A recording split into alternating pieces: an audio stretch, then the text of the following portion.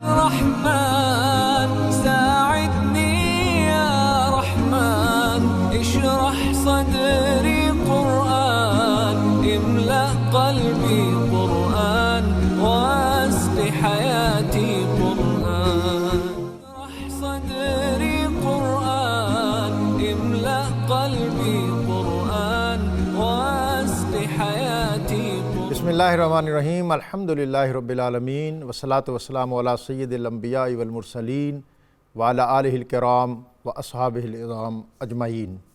نور قرآن کے ساتھ طاہر بخاری آپ سے مخاطب ہے۔ اللہ کے فضل اور نبی کریم صلی اللہ علیہ وسلم کی نگاہ کرم سے آج ہم اپنی منزل پہ پہنچنے کو ہیں، اور انشاءاللہ ابھی کچھ لمحوں کے بعد ہم 29ویں اور 30ویں پارے کے مضامین سے اکتساب فیض کریں گے۔ ناظرین، گزشتہ ایک ماہ سے ہم نے قرآن پاک کے مضامین سے جو اکتساب فیض کیا، اور ہم نے یہ جانا کہ قرآن کریم دنیا کے اندر مساوات، رواداری اور انسان دوستی کے نظریات کو، افکار کو، مناظر اور مظاہر کو عام کرتا ہے، اور وہ دنیا کو بتاتا ہے کہ لا فضل لعربی علی عجمی ولا لعجمی علی عربی ولا لاحمر ولا اسود ولا لاسود ولا احمر الا بالتقوی، کہ دنیا کے اندر کسی عربی کو اجمی پر، کسی اجمی کو عربی پر، کسی گورے کو کالے پر اور کسی کالے کو گورے پر کوئی فضیلت نہیں۔ فضیلت کا معیار جو ہے یہ صرف تقوی ہے۔ اس کتاب ہدایت نے بتایا کہ انسان بجز انسان کے کچھ نہیں، نہ کوئی تقدس اور حکمرانی کا پیدائشی حق لے کر آیا ہے، اور نہ ہی کسی پر ناپاکی، محکومی اور غلامی کا داغ لگا ہوا ہے۔ ہم نے اس کتاب ہدایت کے مضامین سے یہ بھی جانا کہ یہ کتاب جو ہے یہ دنیا کے اندر پیسفل کو ایگزسٹنس، جیو اور جینے دو کے اصولوں کو عام کرتی ہے، اور نبی اکرم صلی اللہ علیہ وآلہ وسلم نے اس کتاب ہدایت کی وہ روشنی اور رہنمائی دنیا میں عام کی جس کے مطابق آپ نے ادیان عالم کو دعوت دی، یا اہل الکتاب تعالوا الی کلمۃ سواء بیننا و بینکم، کہ آؤ ان مشترکات کی طرف جو ہمارے اور تمہارے درمیان مناسبت کے حامل ہیں۔ اور پھر ہم نے اس کتاب ہدایت کے مضامین سے یہ بھی جانا کہ یہ کائنات جو ہے یہ چند اصولوں پر اللہ رب العزت نے قائم کی ہے، اور جو لوگ ان اصولوں کے ساتھ مطابقت پیدا کر لیتے ہیں وہ دنیا میں عروج اور ارتقاء کی منازل طے کرتے ہیں۔ بدقسمتی سے ہم نے اس کتاب ہدایت کو کتاب ثواب تک محدود رکھا۔ اس سے ایونیو آف نالج، علم کے نئے نئے در وا کرنے اور دریافت کرنے کی لگن اور تڑپ وہ ہم نے پیدا نہیں کی، جس کے سبب ہمارے معاشرے جو ہیں وہ پسماندگی کا شکار ہو گئے۔ اور انہی ایام میں ہم نے قرآن پاک سے یہ بھی سیکھا کہ اللہ رب العزت نے ان معاشروں کو، ان لوگوں کو، ان سلطنتوں کو تحت کر دیا جنہوں نے اپنا نظام عدل اور انصاف کے مطابق قائم نہ کیا، اور قرآن میں جا بجا یہ احکام ہمیں عطا ہوتے ہیں کہ وہ معاشرے جو عدل پر قائم نہ تھے، اللہ تعالیٰ نے ان کو ملیا میٹ کر کے ان کی جگہ نئی بستیاں اور نئے لوگ پیدا کیے۔ اور پھر اسی کتاب ہدایت میں ہم نے انصاف کے وہ زینے دیکھے، معاشرت کے وہ اصول دیکھے، اور معیشت کے وہ طریقے دیکھے جس کو پڑھ کر، جس کو جان کر دنیا ارتقاء اور بلندی کی منزلوں کو سر کرتی ہے۔ ناظرین، کوئی درخت اس وقت نہیں سوکھتا کہ جب وہ برگ و بار لانا بند کر دیتا ہے، بلکہ وہ اس وقت سوکھتا ہے جب اس کی جڑیں پانی کو قبول کرنے سے انکار کر دیتی ہیں۔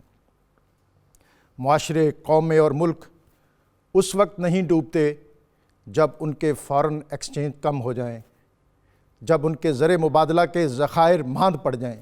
یہ چیزیں بھی مادی طور پر اہم ہیں، لیکن قومیں اور ملک اور خطے اس وقت برباد ہوتے ہیں جب وہ اپنے فکری مرکزوں کے ساتھ اپنے تعلق کو کمزور کر لیں۔ مسلمان سوسائٹی کا سب سے مؤثر اور مضبوط تعلق فکری، تہذیبی حوالے سے، علمی حوالے سے قرآن اور صاحب قرآن کے ساتھ ہے۔ قرآن پاک کے اس مطالعے سے ہم نے یہ جانا، اور اس آئینے میں ہم نے اپنی سوسائٹی کا رخ اور رنگ دیکھا، تو ہمیں یہ اندازہ ہوا کہ ہمارے یہ تعلق دن بدن کمزور اور کمزور تر ہوتے گئے، جس کے بارے میں اقبال نے کہا تھا کہ وہ معزز تھے زمانے میں مسلمان ہو کر، اور ہم خوار ہوئے تارک قرآن ہو کر۔ اور پھر ہم نے انہی مطالعہ میں یہ بھی جانا کہ دنیا کے اندر جو مختلف معاشرے قائم ہوئے وہ یک رخے تھے، کہیں اخلاق اور روحانیت تھی، معیشت و معاشرت نہ تھی، اور کہیں معاشرت اور معیشت تھی، اخلاق اور روحانیت نہ تھی۔ یہ نبی اکرم صلی اللہ علیہ وسلم نے اس قرآن کی تعلیمات کو دنیا میں عام کرتے ہوئے هو الذی ارسل رسولہ بالہدی ودین الحق لیظہرہ علی الدین کلہ وکفی باللہ شہیدا، کہ دنیا کے اندر قرآن کے اسلوب کو اور اس کے نظام معاشرت اور اس کے نظام معیشت کو قائم کر کے ایک بہترین اور متوازن سوسائٹی قائم کر کے دکھائی کہ جس میں افراط اور تفریط کا کہیں نام و نشان نہ تھا۔ اقبال نے کہا کہ ہر کجا بینی جہان رنگ و بو، آنکھ از خاکش بروئے دارزو، یا ز نور مصطفیٰ اوراں بہاست، یا ہنوز اندر تلاش مصطفیٰ است۔ نور قرآن کے اس سفر میں اللہ تعالیٰ نے ہمیں جو رحمتیں اور برکتیں عطا کی، اللہ ہمیں توفیق دے کہ ہم اس سلسلے کو، اس علمی اور فکری رہنمائی کو باقی ماندہ 11 مہینوں میں بھی آگے بڑھانے کے لیے تگ و دو کریں، کوشش کریں۔ آج 28ویں کے بعد 29ویں اور 30ویں پارے کے مضامین سے اکتساب فیض کے لیے ہمیشہ کی طرح ہمارے بہت محترم اور معتبر مہمان، ان کے تعارف سے قبل ناظرین میں آج کا اسم مبارک آپ کی خدمت میں پیش کیے دیتا ہوں، المجید، بہت شرافت اور بزرگی والا۔ بزرگ کہتے ہیں جو شخص صاحب عزت ہونا چاہے اس اسم کا ورد کرے، اللہ تعالیٰ اس کو عزت اور شرافت سے ہمکنار کرے گا۔ ہمارے ہمیشہ کی طرح مہمان مفتی محمد فاروق الصاحب، السلام علیکم۔ السلام ورحمۃ آپ کو خوش آمدید، جزاک اللہ، شکریہ، اور عید کی آمد کے خوشگوار اثرات آپ کے چہرے پہ ہیں۔ الحمدللہ۔ ہمارے دوسرے مہمان بہت محترم، بہت معتبر مفتی محمد رمضان سیالوی صاحب، السلام علیکم جناب۔ آپ کو بہت زیادہ مبارک ختم قرآن کی، اور ماہ رمضان المبارک میں دروس قرآن اور دیگر جو علمی حوالے ہیں ان اور آج کے پروگرام میں بھی بہت زیادہ خوش آمدید۔ اور آج حمد کا نذرانہ اللہ رب العزت کی بارگاہ میں پیش کرنے کا اعزاز حاصل کریں گے حافظ محمد عمران، السلام علیکم۔ وعلیکم السلام، بہت خوش آمدید آپ کو۔ بہت شکریہ۔ مفتی صاحب، آج 29واں پارہ اور سورہ ملک جو ہے وہ آج ہم اس کا آغاز کریں گے، اور سورہ ملک جو ہے اس کی فضیلت اور اس میں موت و حیات کی تخلیق اور اس کا مقصد، اور بطور خاص اس کی جو ابتدا ہو رہی ہے، تبارک الذی بیدہ الملک وہو علی کل شیء قدیر الذی خلق الموت والحیات لیبلوکم ایکم احسن عملا۔ بہت زوردار اور جاندار آغاز جناب مفتی صاحب۔ بسم اللہ الرحمن الرحیم۔ سورہ ملک قرآن مجید کی وہ صورت ہے کہ جس کے متعلق سرکار دو عالم نبی محتشم صلی اللہ علیہ وسلم نے ارشاد فرمایا، لَوَدِدْتُ أَنَّهَا فِي قَلْبِ كُلِّ إِنسَانٍ مِّنْ أُمَّتِي، کہ میری خواہش ہے کہ میری امت کے ہر فرد کے سینے میں سورہ ملک محفوظ ہو۔ سبحان اللہ، سبحان اللہ۔ اسی طرح آپ صلی اللہ علیہ وسلم کا یہ فرمان ہے کہ قرآن مجید کی 30 آیات پر مشتمل ایسی صورت ہے جو اللہ تعالیٰ کے ہاں پڑھنے والے کی شفاعت کرے گی، وہ سورہ ملک ہے۔ ایک صحابی نے قبر سے سورہ ملک کی آواز سنی تو حضور نے ارشاد فرمایا، ہی المانعۃ والمنجیۃ تنجیہ من عذاب القبر، یہ صورت عذاب روکنے والی ہے اور پڑھنے والے کو عذاب قبر سے نجات دینے والی ہے۔ اسی طرح سرکار دو عالم صلی اللہ علیہ وسلم کا اپنا معمول تھا کہ سفر میں ہوں یا حضر میں ہوں، آپ روزانہ رات کو سورہ ملک اور سورہ سجدہ کی تلاوت فرمایا کرتے۔ صحابہ کرام اپنی اولادوں کو، اپنی فیملی کو، اپنے پڑوسیوں کو اور اپنے دوستوں کو ترغیب دلایا کرتے تھے کہ سورہ ملک پڑھے بغیر آپ نے رات کو نہیں سونا۔ ناظرین، ہم سب کو چاہیے ہم اس کا معمول بنائیں۔ اس کی آیت نمبر 2 میں اللہ تعالیٰ نے ارشاد فرمایا، الذی خلق الموت والحیات لیبلوکم ایکم احسن عملا۔ آپ یہ سمجھ لیجئے آج ہمارا جو آخری پروگرام ہے نور قرآن کا اس ماہ میں، اس میں یہ وہ بنیادی میسج ہے جو یہ آیت کریمہ دے رہی ہے، جو ساری ہماری پوری زندگی کا خلاصہ اور مقصد اور بنیادی بات ہے۔ فرمایا اللہ تعالیٰ نے موت اور حیات کو پیدا کیا، اس سے ایک بات سمجھ میں آئی کہ موت اور حیات دونوں وجودی چیزیں ہیں. سبحان اللہ. موت عدمی چیز نہیں ہے، اللہ تعالیٰ نے اس کو پیدا کیا ہے. موت نام ہے روح کا جسم سے نکل جانا اور انسانی حواس کا زائل ہو جانا. سبحان اللہ. اور زندگی نام ہے موت روح کا جسم میں آنا اور حواس کا قائم رہنا. یہ کیوں پیدا کی موت اور حیات؟ فرمایا تاکہ اللہ تعالیٰ تمہیں آزمائے کہ تم میں سے عمل کے لحاظ سے کون بہتر ہے. سبحان اللہ. اللہ تعالیٰ نے انسان کو بے پناہ صلاحیتیں دیں، اس کی ہدایت کے لیے انبیاء اور رسول بھیجے دے، اس کو قوت دی، اس کو نعمتیں عطا فرمائیں. کس لیے دیں؟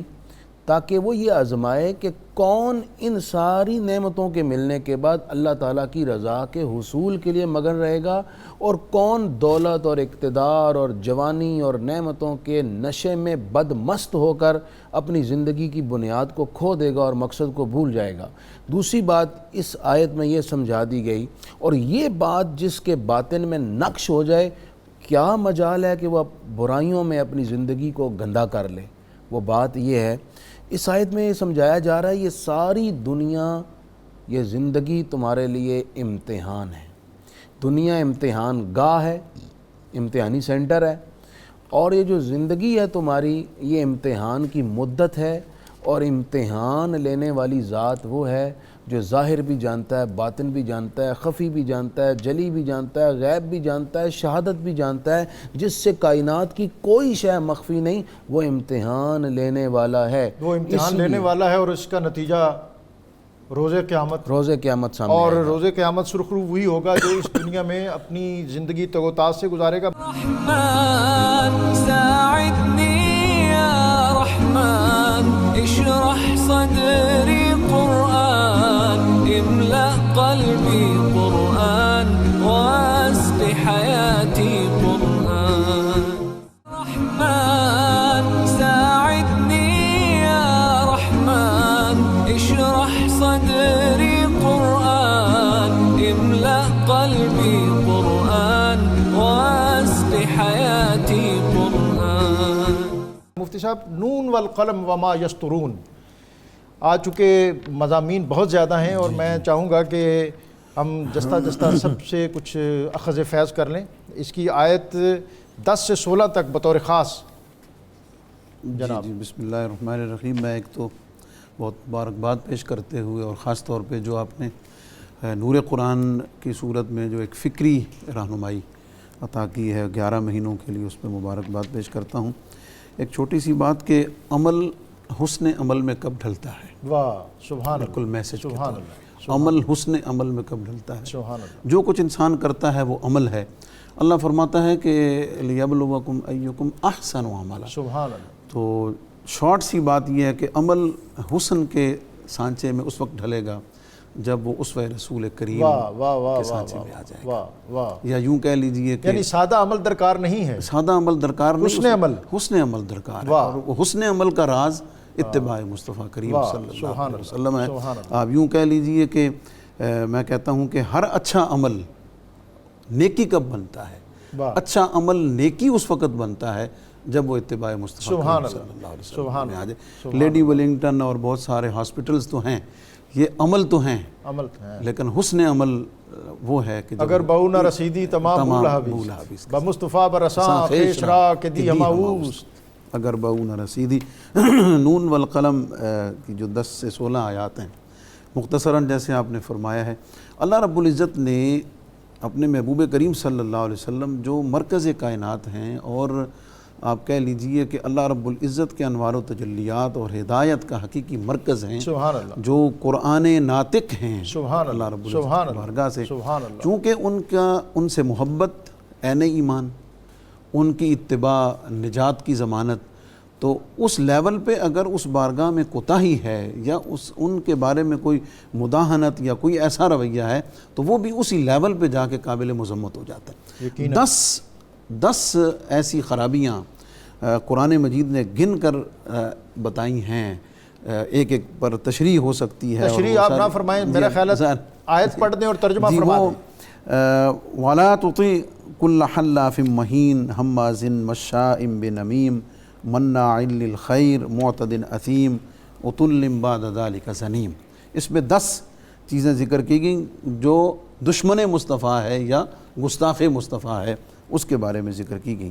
ایسے شخص کی بات بالکل نہ مانیے جو بہت قسمیں کھانے والا ہے، بہت ذلیل ہے، بے حیثیت ہے، تانے دینے والا ہے، بہت جلنے والا ہے، چغلیاں پھیلانے والا ہے، خود بخیل ہے، بخل پر آمادہ کرنے والا ہے، حد سے بڑھنے والا ہے، سرکش ہے، بدکار ہے اور عادی گناہ گار ہے، اور بہت بد اخلاق ہے، کرخت روح ہے، اور سب سے بڑی بات یہ ہے کہ عتل بعد ذالک زنیم، وہ اپنے باپ کا نہیں۔ یہ ولید بن مغیرہ کے بارے میں یہ اس کے بارے میں 10 ذکر کی گئی جو حضور علیہ السلام سے پورا اس کے پس منظر ہے۔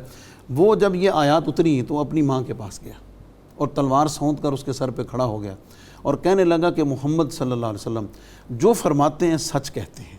اللہ 10 میری نشانیاں انہوں نے مجھے بتائی ہیں، 9 کا تو مجھے علم ہے کہ وہ میرے اندر ہیں، لیکن 10ویں کے بارے میں مجھے تو ہی بتا سکتی ہے، اور یہ تلوار سونتی ہوئی ہے، اگر کوئی غلط بیانی کی تو میں تیری گردن اڑا دوں گا۔ جب اس نے بیٹے کے تیور دیکھے اس نے کہا بات یہ ہے کہ محمد نے جو کہا ہے سچ کہا ہے، باپ تو تیرا نام مرد تھا تو یہ سارا مال و دولت کسی اور نے لے جانا تھا، تو میں چرواہے سے ملاقات ہوئی جس کے نتیجے میں تو پیدا ہوا۔ قرآن کی صداقت بھی ہے۔ اور ایک اور بات بڑی جناب ڈاکٹر صاحب توجہ طلب ہے کہ نبی علیہ السلام کے ادب اور محبت کی سعادت ملتی ہی کسی حلالی کو ہے۔ ہوتی ہے کسی حال۔ جی مفتی صاحب، سورہ مزمل، یا ایھا المزمل قم اللیل الا قلیلا۔ سبحان اللہ۔ یہ صورت پاک بھی قرآن مجید کی وہ صورت ہے جس میں دیگر مضامین کے علاوہ سرکار دو عالم صلی اللہ علیہ وسلم کی خاص طور پر مدح سرائی ہے، تعریف ہے، توصیف ہے۔ سبحان اللہ۔ اس صورت کی فضیلت پر پہلے میں ایک حدیث پڑھ دوں، نبی پاک علیہ السلام کا ایک فرمان جس کا مفہوم یہ ہے اور آپ سے روایت کی جاتی ہے، کما قال علیہ السلام، کہ جو اس صورت کو مصیبت میں پڑھے اللہ تعالیٰ اس کی مصیبت دور کر سبحان دے گا۔ اللہ، سبحان اللہ۔ عرب کے اندر ایک رواج تھا کہ جو جس حالت میں ہوتا اسی حالت میں خطاب کر کے اس سے کلام کیا جانا، یہ دراصل اس سے محبت کا ایک اظہار ہوتا، اس پر لطف کا ایک اظہار، اس سے اپنی تعلق خاطر ظاہر کرنا مقصود ہوتا۔ سبحان اللہ۔ سرکار کریم علیہ السلام نے کمبل اوڑا ہوا تھا تو اللہ جبریل امین علیہ السلام یہ آیت لے کر آیا، یا ایھا المزمل، سبحان اللہ۔ اے چادر لپیٹنے والے، کمبل اوڑھنے والے۔ تو اللہ تعالیٰ نے اپنے حبیب سے محبت کا اضافہ میں حضرت حذیفہ ایک دفعہ سو رہے تھے تو حضور علیہ السلام نے محبت سے فرمایا قم یا نعمان، اے سونے والے اٹھو۔ حضرت علی ایک دفعہ لیٹے تو بدن پر مٹی لگی تھی، فرمایا یا ابا تراب، سبحان اللہ۔ یہ دراصل اظہار محبت تھا۔ تو اللہ تعالیٰ نے اپنے حبیب سے بھی ایسے اظہار محبت فرمایا۔ سرکار کریم علیہ السلام ابتدا میں رات شب بھر عبادت میں مصروف رہتے تھے، تو اس سے سرکار کریم علیہ السلام کے پائے مبارک پر ورم پڑ جاتے، آپ بہت زیادہ تکلیف اٹھاتے لیکن عبادت ترک نہ کرتے، نہ کمی کرتے۔ تو اللہ تعالیٰ نے اپنے حبیب علیہ السلام کو فرمایا قم اللیل الا قلیلا، اے حبیب رات کے قیام میں قیام کیجئے مگر تھوڑا قیام کیجئے، واہ واہ، نصف رات کیجئے، امن کس یا نصف سے بھی کم کر لیں، سبحان اللہ، یا نصف او زد علیہ، یا اس پر تھوڑا سا اضافہ کر لیں، ورتل القرآن ترتیلا، اور قرآن کو ٹھہر ٹھہر کر پڑھیے۔ دنیا سے مطالبہ ہے کہ عبادت کرو اور کثرت سے کرو اور زیادہ کرو، لیکن محبوب علیہ السلام کی اتنی تکلیف بھی اللہ تعالیٰ کے دربار میں گوارا نہیں کہ عبادت کرتے ہوئے وہ کوئی تکلیف اٹھائیں یا زیادہ عبادت کریں تو آپ پر بوجھ ہو۔ انا سنلقی علیک قولا ثقیلا، بے شک جلد ہی ہم آپ کی طرف ایک بھاری کلام القاء فرمائیں گے۔ پھر اس کے بعد ان ناشئۃ اللیل ہی اشد وطئا واقوم قیلا، بے شک رات کا اٹھنا نفس کے لیے نفس کو سختی سے روندتا ہے اور بات کو درست کرتا ہے۔ تو یہ بھی ایک امت کے لیے پیغام تھا سرکار کریم علیہ السلام کے ذریعے سے، کیونکہ سرکار کا تو نفس پاک ہے اور آپ کے تابع ہے۔ امت کے لیے نفس غالب ہو جاتا ہے اور اپنی خواہشات کا انسان کو مغلوب کر لیتا ہے، تابع کر لیتا ہے۔ تو سرکار کریم علیہ السلام کے ذریعے امت کو سمجھایا گیا کہ تم اگر تہجد گزار بنو گے تو تمہارا نفس بھی تمہارے تابع رہے گا اور تم ادھر ادھر بھٹکنے سے محفوظ رہو گے۔ رحمن ساعدني يا رحمن اشرح صدري صدري قرآن املأ قلبي قرآن واسق حياتي قرآن رحمن ساعدني يا رحمن اشرح صدري قرآن املأ قلبي قرآن واسق حياتي قرآن رحمن ساعدني يا رحمن نور قرآن میں آپ کو ایک مرتبہ پھر خوش آمدید۔ آج ہم 29ویں کے بعد 30ویں پارے کے مضامین جو ہیں ان سے اکتساب فیض کر رہے ہیں۔ جی سورہ علم نشرح کی اب بات ہونے لگی ہے، اور ڈاکٹر صاحب یہ ایسی صورت ہے کہ اس میں اللہ تعالیٰ نے اپنے حبیب پاک علیہ السلام کی ایسی نعت بیان کی سبحان ہے اللہ کہ کائنات ساری ویسے تو یہ کی 30ویں پارے کی بہت سی صورتیں ایسی ہیں کہ جو اپنے حسن کلام اور حسن بیان کے اعتبار سے بیشتر حصہ حضور کی نعت میں ہے۔ سبحان اللہ۔ تو ساری کائنات کی تعریف و توصیف اور مدحت مصطفیٰ ایک طرف سورہ علم نشرح ایک سبحان طرف، اللہ۔ بلکہ چشم اقبال نے کہا کہ چشم اقوام یہ نظارہ ابد تک دیکھے، رفت شان رفع نہ لک ذکرک۔ سبحان اللہ، یہ ہم کہہ سکتے ہیں منبع مدحت مصطفیٰ ہے یہ صورت پاک۔ اب دیکھیے کیسا خوبصورت آغاز ہے، علم نشرح لک صدرک، محبوب ہم نے آپ کا سینہ کھول نہیں دیا۔ تو موسیٰ علیہ السلام عرض کرتے رہے رب اشرح لی صدری، مولا میرا سینہ کھول دے، یہاں مطالبہ یا عرض نہیں کرنی پڑی، اللہ نے فرمایا ہم نے آپ کا سینہ کھول دیا۔ سینہ کھولنے کا مطلب سید محمود آلوسی رحمۃ اللہ علیہ امام المفسرین تفسیر الرحمانی میں لکھتے ہیں، وہ یہ ہے علم نفسح صدرک حتی حوا عالم الغیب والشہادہ، محبوب ہم نے آپ کا سینہ ایسے کھولا ہے کہ سارے عالم غیب و شہادت کے جہان آپ کے سینے میں سما گئے۔ اسی لیے ہم کہتے ہیں کائنات کی کوئی شے نگاہ مصطفیٰ سے پنہان نہیں ہے۔ سبحان اللہ۔ وَوَضَعْنَا عَنْكَ وِزْرَكَ، ہم نے آپ سے آپ کا بوجھ اتار دیا۔ بوجھ کون سا تھا؟ بوجھ دو تھے۔ ایک بوجھ یہ تھا کہ میں ان کو تبلیغ کر رہا ہوں، یہ ہدایت کی طرف آ جائیں۔ حضور اس معاملے میں بہت زیادہ حریص تھے ان کے ایمان کی طرف اور ہدایت کی طرف آنے کے۔ دوسرا بوجھ یہ تھا کہ سرکار کریم علیہ السلام کی شدت کے ساتھ یہ خواہش تھی میری امت بخشی جائے، اس کے لیے غاروں میں بھی رو رہے ہیں، گھر میں بھی رات کو آنسو بہا رہے ہیں، ہمہ وقت امت کے لیے بخشش کی دعائیں۔ تو اللہ تعالیٰ نے اپنے حبیب سے وعدہ کیا محبوب یہ بوجھ ہم اتار دیا، ہم نے آپ کی امت کو بخشیں گے۔ وَرَفَعْنَا لَكَ ذِكْرَكَ، محبوب ہم نے آپ کے لیے آپ کا ذکر بلند کر دیا۔ جناب جبریل امین آئے، یہ اللہ تعالیٰ کی طرف سے پیغام لے کر، جب حضور نے پوچھا کہ کیسے ذکر بلند ہوا تو جبریل امین نے عرض کی کہ اینما ذکرت ذکرت معی، محبوب اللہ تعالیٰ نے فرمایا محبوب جہاں کہیں میرا ذکر ہوگا متصل آپ کا بھی ذکر ہوگا، اذان میں ذکر، نماز میں ذکر، درود میں ذکر، سلام میں ذکر۔ فَإِنَّ مَعَ الْعُسْرِ يُسْرًا إِنَّ مَعَ الْعُسْرِ يُسْرًا، ہر مشکل کے ساتھ آسانی ہے۔ اب ان دونوں آیتوں میں قواعد عربیہ کی روح سے تفصیل میں جائے بغیر یہ بات سامنے آتی ہے کہ مشکل اگر ایک ہے تو اللہ تعالیٰ آسانیاں دو عطا فرماتا ہے۔ اسی لیے میں نے اس بہن کو کہا آپ سورہ علم نشرح پڑھیں پورے یقین کے ساتھ، فَإِذَا فَرَغْتَ فَانْصَبْ وَإِلَىٰ رَبِّكَ فَارْغَب، اور جب محبوب آپ اپنے فرائض نبوت سے فارغ ہو جائیں تو پھر آپ عبادت اور ریاضت میں مصروف ہو جائیں اور اللہ کی طرف راغب ہوں۔ یہ ہمارے لیے بھی میسیج ہے حضور کے ذریعے سے کہ جب ہم ایک عبادت سے فارغ ہوں دوسری عبادت میں مصروف ہو جائیں۔ جہاں رزق حلال کمانا عبادت ہے وہیں پھر اپنی فیملی کی خدمت کریں، یہ بھی عبادت ہے۔ اس عبادت سے فارغ ہوں، نماز کا وقت آ جائے تو اس عبادت میں مصروف ہو جائیں۔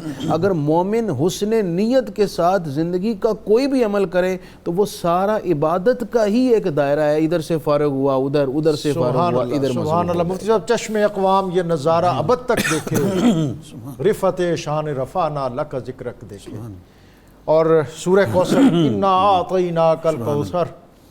جی جیسے آپ نے خود فرمایا کہ یہ پوری صورتیں اور پورے مضامین نبی کریم صلی اللہ علیہ وسلم کی مدحت اور اللہ رب العزت کے خصوصی انعامات پر۔ ایک بات یہ ہے کہ آپ نے بھی اس طرف اشارہ دیا ہے کہ مکی دور مشکلات اور ابتلاء کا ایک ایسا سفر اور ایسا دور ہے کہ اس کی مثال حضور علیہ السلام نے خود فرمائی کہ اگر احد پہاڑ پر مصیبتیں اترتی تو وہ ریزہ ریزہ ہو جاتی، لیکن بطور نبی اور رسول اللہ رب العزت نے آپ کو جو استقامت عطا فرمائی، اس پورے مشکل کے سفر میں جو اللہ رب العزت کی بارگاہ سے جو عنایات اور جو نوید اور خوشخبریاں پیشن گوئیاں سبحان اللہ، مستقبل کی اور حال کی حضور علیہ السلام کو عطا کی جا رہی ہیں، ان میں سے ایک یہ ہے کہ انا اعطیناک الکوثر.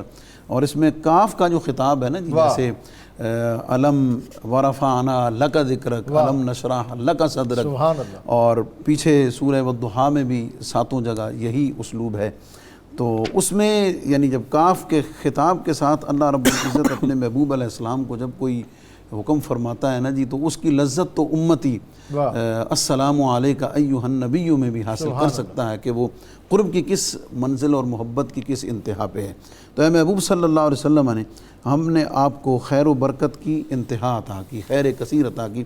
اس میں جو مفسرین کے اقوال ہیں اگر ان سب کو سامنے رکھیں تو یہ سادہ سا جملہ ہے کہ اللہ رب العزت نے کائنات کی ساری نعمتوں کا جو عروج اور کمال ہے، اس کی جو کثرت ہے، اس کی انتہا اپنے محبوب صلی اللہ علیہ وسلم پر فرما دی ہے. سبحان اللہ. اور اس میں وہ ذکر کی کثرت ہو، وہ اہل بیت اطہار کی صورت میں اولاد پاک کی کثرت ہو، وہ حضور علیہ السلام کے ذریعے سے برکات کی کثرت ہو، بلکہ قیامت والے دن حضور علیہ السلام کی کثیر امت کی بخشش کی صورت میں ہو، یا حضور علیہ السلام کے ذریعے سے کائنات کے انسانیت کو جو ترقی اور کمال ملا ہے. اچھا، پھر حضور علیہ السلام کے بارے میں جب یہ روبز عروج دیکھا کافروں نے، مشرکین نے، تو ایک یہ بھی آواز آئی کہ جناب کوئی بات نہیں، ان کا آگے بیٹا کوئی نہیں ہے جو آگے ان کے سلسلے کو چلائے گا.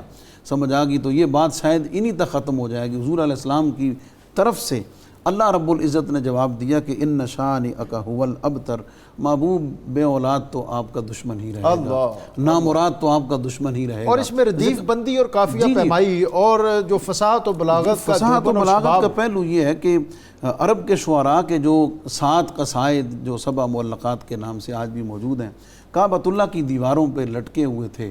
اور اس صورت کے اترنے کے بعد جب حضور علیہ السلام نے فرمایا کہ اس کو چل کے کعبہ کی دیوار پہ لگا دو، تو عرب کے فصحاء اور عرب کے بلغاء جو ہیں انہوں نے دیکھنے کے بعد تسلیم کر لیا کہ ان 7 کو اتار دو اس کو، اور اس کو ہی رہنے دو. لیس ھذا بکلام البشر. مفتی صاحب، سورہ فلق اور ناس، سورہ فلق اور سورہ ناس، بالکل اختتام الحمدللہ. اللہ تعالیٰ کا شکر ہے، اس نے ہمیں توفیق بخشی ہے. اللہ تعالیٰ یہ قبول فرمائے اور ہماری بخشش کا، ہمارے ناظرین کے بخشش کا ذریعہ بنائے. میں ایک طالب علم ہوں اور میں ذاتی طور پر سمجھتا ہوں کہ ان سارے مراحل سے مجھے از خود بہت کچھ سیکھنے کا موقع ملا. قرآن کتاب ہی ایسی ہے کہ ہم بھی، چونکہ یہ بار بار گزشتہ سال بھی، اس سے پہلے سال بھی خلاصہ بیان کرنے کا شرف حاصل ہوا، لیکن ڈاکٹر صاحب ہر سال، سبحان اللہ، بلکہ جب بھی قرآن مجید سال کے دوران پڑھتے ہیں، ہر مطالعے میں نیا عقدہ کھلتا ہے. اور میں اپنے ناظرین جو ہیں ان کو بطور خاص یہ درخواست کروں گا کہ آپ چاہے زندگی کے کس بھی شعبے سے متعلق ہیں، لیکن آپ قرآن پاک کے ساتھ اپنے تعلق کو ضرور قائم رکھیے. آپ بینک میں کام کرتے ہیں، آپ کالج میں پڑھاتے ہیں، آپ کسی دفتر میں جاتے ہیں، لیکن دن میں کچھ وقت اس کلام پاک کے لیے ضرور نکالیے اور پھر دیکھیے کہ آپ کی زندگی کس طرح نور علی نور ہوتی ہے. جی حضرت مفتی. یہ 2 صورتیں فلق اور ناس، یہ دونوں اکٹھی نازل ہوئی ہیں، دونوں کی 11 آیات ہیں. نبی پاک علیہ السلام کا معمول تھا ہر نماز کے بعد اسے پڑھتے، رات کو سوتے وقت ہر نماز کے بعد پڑھتے، ہر نماز کے فرائض کے بعد ان دونوں صورتوں کو پڑھتے، رات کو سوتے وقت بھی ان کو پڑھ کر اپنے اوپر دم فرماتے. اسی طرح جب آپ صلی اللہ علیہ وسلم کا ظاہری حیات میں وقت آخر آیا تو سیدہ عائشہ صدیقہ رضی اللہ عنہا کہتی ہیں حضور کے ہونٹ ہل رہے تھے، میں نے کام قریب کیے تو سورہ فلق اور سورہ ناس کی تلاوت ہو رہی تھی. ہمیں اپنا معمول بنانا چاہیے، خصوصی طور پر جب سرکار کریم علیہ السلام پر ایک جادو کرنے کی جسارت کی گئی تو اللہ تعالیٰ نے امت کی رہنمائی کے لیے، جادو کے توڑ کے لیے یہ دونوں صورتیں نازل فرمائیں. حضرت علی گئے، کنویں سے بال نکالے، ہر گرہ کھولتے ہوئے ایک آیت پڑھتے گئے. ہم اس صورت کے جو آیات ہیں ان کا ترجمہ کر لیتے ہیں تاکہ اس کے مضمون کی افادیت کا پتہ چل سکے. محبوب آپ فرما دیجئے قل اعوذ برب الفلق، میں پناہ لیتا ہوں صبح کے پروردگار کی، من شر ما خلق، ہر اس چیز کے شر سے جس کو اس نے پیدا کیا. ہمیں نہیں پتا کہ کسی شے کا کیا شر ہے اور ہم کیسے بچ سکتے ہیں، اس لیے اپنے آپ کو اس کے سپرد کر دینے میں ہی عافیت ہے، اور وہی یہ پیغام ہے. ومن شر غاسق اذا وقب، اور تاریکی کے شر سے جب وہ چھا جائے. ومن شر النفاثات فی العقد، اور ان کے شر سے جو پھونکے مارتی ہیں گروں میں. ومن شر حاسد اذا حسد، بڑی خاص بات ہے. اور میں پناہ مانگتا ہوں حسد کرنے والے کے شر سے۔ جب وہ حسد کرے، حسد کرنے والے کا شر بڑا ہی خطرناک ہوتا ہے، اس کے مختلف درجات ہوتے ہیں، اس کا حسد نظر بھی لگاتا ہے، وہ اپنے حسد کو پروان چڑھانے کے لیے دوسرے کو ڈیگریڈ بھی کرتا ہے، اور اس کے وجود کا خاتمہ کرنا بھی بسا اوقات اس کا مقصد بن جاتا ہے۔ اور حسد کرنے والے کو ہم پہچان نہیں سکتے کہ یہ ہم سے حسد کر رہا ہے، اس لیے ایک ہی راہ تھی کہ جو ہر ظاہر اور باطن کو جانتا ہے اسی کے سپرد اپنے آپ کو کیا جائے۔ تو اس لیے فرمایا گیا کہ اے مالک ہم تیری پناہ مانگتے ہیں حسد کرنے والے کے شر سے۔ سورہ ناس، اے حبیب آپ فرما دیجئے اعوذ برب الناس، میں پناہ مانگتا ہوں سب انسانوں کے پروردگار کی، جو مالک الناس جب سب انسانوں کے بادشاہ کی، الہ الناس سب انسانوں کے معبود کی، من شر الوسواس بار بار وسوسہ ڈلنے والے، الخناس بار بار پسپا ہونے والے کے شر سے، الذی یوسوس فی صدور الناس جو وسوسہ ڈالتا رہتا ہے لوگوں کے دلوں میں، من الجنۃ والناس وہ خواہ و جنات میں سے ہو یا انسانوں میں سے ہو۔ مفتی صاحب یہ ایک فارمیٹ کے تحت ہم نے پروگرام چلایا اور اس کو فالو کیا۔ جی آج میں اس میں تھوڑی سی تبدیلی چاہتا ہوں جی کہ ہم چاہیں گے کہ یہ ہماری جو ایک لمبا سلسلہ تھا اس کا ہم اختتام حمد پہ ہوتا تھا، لیکن آج ہم دعا پہ کریں، اچھا اور اجازت دے تو ہم جو ہے واقعی اس کو ابھی ہم لے لیں۔ جی حافظ محمد عمران صاحب، میں آپ سے درخواست گزار ہوں کہ اللہ رب العزت کی بارگاہ میں حمد کا نذرانہ پیش کریں۔ خودی کا سر نہا، خودی کا سر نہا، لا الہ الا اللہ، لا الہ الا اللہ، خودی ہے تیغ فساں، خودی ہے تیغ فساں، لا الہ الا اللہ، لا الہ الا اللہ۔ یہ دور اپنے براہیم کی تلاش میں ہے، یہ دور اپنے براہیم کی تلاش میں ہے، صنم کدا ہے جہاں، صنم کدا ہے جہاں، لا الہ الا اللہ، لا الہ الا اللہ۔ اگرچہ بت ہے جماعت کی آستینوں میں، اگرچہ بت ہے جماعت کی آستینوں میں، مجھے ہے حکم اذاں، مجھے ہے حکم اذاں، لا الہ الا اللہ، لا الہ الا اللہ، لا الہ۔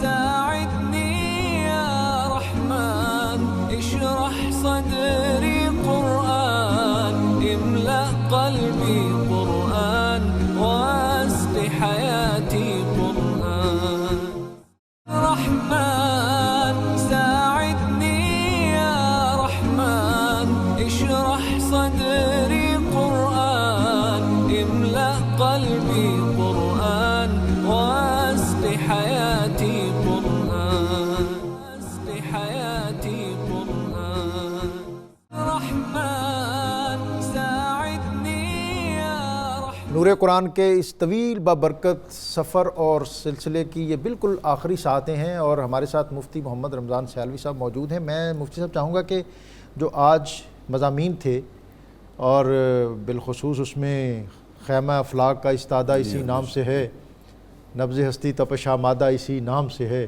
قوت عشق سے ہر پست کو بالا کر دے، دہر میں عشق میں محمد سے اجالا کر دے۔ میسج آج کے مضامین کے حوالے سے اور قرآن پاک کا جو پورا ایک فلسفہ ہے ہمیں عملی زندگی میں رہنمائی لینے کے لیے وہ عطا فرما دیں۔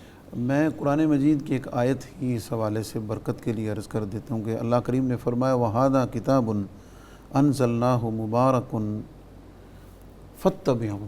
سبحان اللہ، اس سبحان قرآن کے نزول کا مقصد جو ہے وہ اتباع ہے، اور آپ کی بات کو میں آگے بڑھاؤں گا کہ آپ زندگی کے کسی بھی شعبے سے تعلق رکھتے ہوں، آپ قرآن مجید کو پڑھنا شروع کر دیجئے۔ آپ اپنی زندگی کے معمولات میں کھانے پینے کی طرح، باقی عبادات کی طرح آپ قرآن کی تلاوت کو، اور تلاوت ما ترجمہ، جس سے آپ کو پتہ چلے کہ آپ اللہ رب العزت آپ سے کیا چاہ رہا ہے، اور آپ اپنا تعلق اپنے رب کے ساتھ کیسے قائم کر سکتے ہیں۔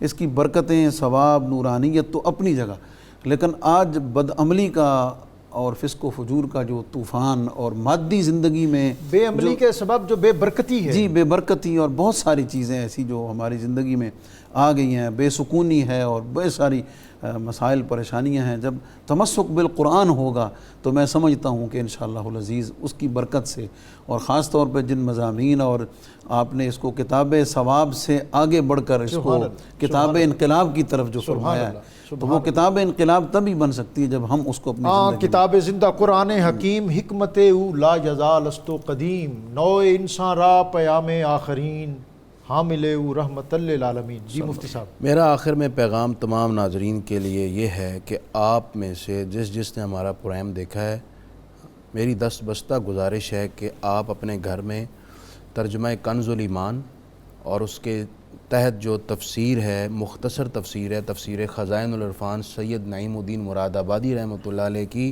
ہم نے اپنی تحقیق سے یہ مشاہدہ کیا ہوا ہے، میں پورے یقین سے کہہ رہا ہوں، جو ہم بڑی لینتھی تفسیریں پڑھتے ہیں نا، 25 صفحوں پر جس کی ایک آیت کی تفسیر لکھی ہوتی ہے، اس سارے 25 صفحوں کا خلاصہ ایک جملے میں ہوتا ہے جو خزائن العرفان میں ہے۔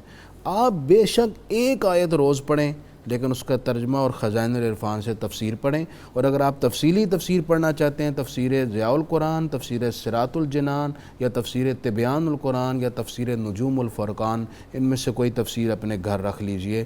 بہت شکریہ آپ نے ہمیں سنا۔ تمام سننے والوں کو اللہ تعالیٰ قرآن مجید سے محبت نصیب فرمائے۔ اور سب سے بڑھ کر مفتی صاحب آپ کا شکریہ کہ آپ نے ماہ رمضان المبارک کے اس طویل دورانیے میں ہمیں رہنمائی عطا کی۔ ناظرین، نبی اکرم صلی اللہ علیہ وسلم کے ایک صحابی حضرت تمیم داری شام سے مدینہ منورہ حاضر ہوئے، تو شام کے کلچرڈ ماحول میں انہوں نے دیکھا کہ قندیلیں روشنی کے لیے استعمال ہوتی ہیں، وہ لے کر مدینہ منورہ حاضر ہوئے۔ سر شام سے ذرا پہلے انہوں نے مسجد نبوی کو ان قندیلوں سے آراستہ کیا، روشنی کا اہتمام کیا۔ نبی اکرم رسول محتشم صلی اللہ علیہ وآلہ وسلم نہ جانے کتنی رحمتوں اور روشنیوں کا نور بکھیرتے ہوئے مسجد نبوی میں تشریف فرما ہوئے، تو اس منظر کو دیکھ کر خوش ہوئے، اور آپ نے تمیم داری کو بہت سی دعائیں دیں۔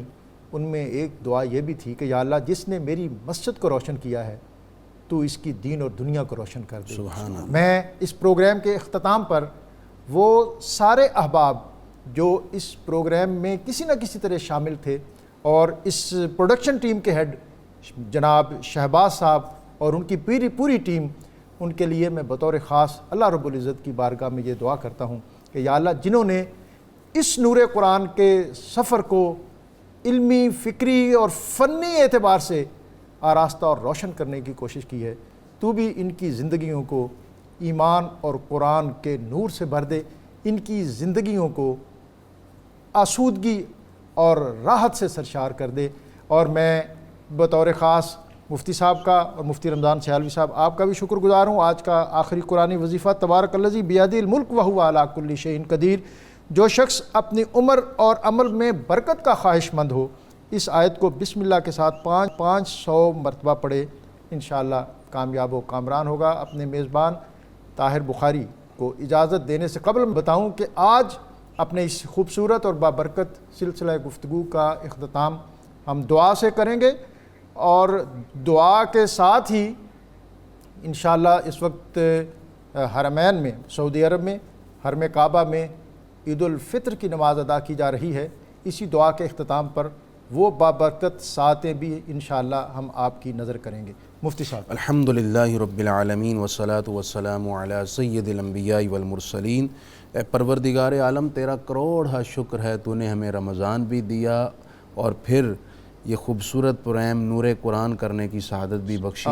اے اللہ، ہماری یہ حاضریاں، یہ سعادتیں اور یہ خوش بختیاں قبول فرما لے۔ آمین۔ میرے مالک، ابھی جو میں نے فاتحہ شریف پڑھی اور پورا مہینہ یہاں قرآن مجید پڑھا گیا، اے اللہ اس سب کو قبول کر کے اس کا ثواب تاجدار کائنات صلی اللہ علیہ وسلم کی بارگاہ میں عطا فرمانا، آپ کے جملہ امتیوں کو، بندگان خاص اور مقربین کو عطا کرتے ہوئے ہم سب کے ماں باپ، بہن بھائی، رشتہ دار جو اس دنیا سے پردہ کر گئے انہیں عطا فرمانا۔ آمین۔ قبلہ ڈاکٹر طاہر رضا بخاری صاحب کے والدین اور اعزاء و اقرباء میں سے جو پردہ کر گئے، قبلہ مفتی صاحب کے احباب، ان سب کو عطا فرما اور ہماری یہ سعادتیں قائم رکھنا اور ہم پر اپنی رحمتیں فرمانا، تمام ناظرین پر اپنی رحمتیں فرمانا۔ وصلی اللہ تعالی علی النبی الکریم وعلی آلہ وصحبہ اجمعین۔ رحمن ساعدني يا رحمن، اشرح صدري قرآن، املأ قلبي قرآن.